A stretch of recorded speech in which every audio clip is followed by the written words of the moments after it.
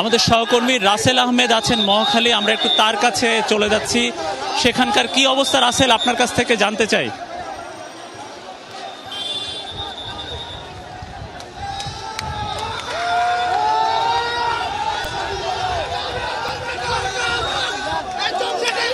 এই মুহূর্তে আছি মহাখালী ফ্লাইওভারের এই এলাকাটিতে এবং আমার সামনে দিয়ে অর্থাৎ মহাখালীর এই অঞ্চল দিয়ে যেই মিছিলটি যাচ্ছে এটি আসলে আরও অনেকক্ষণ আগে সামনের দিকে এগিয়েছে।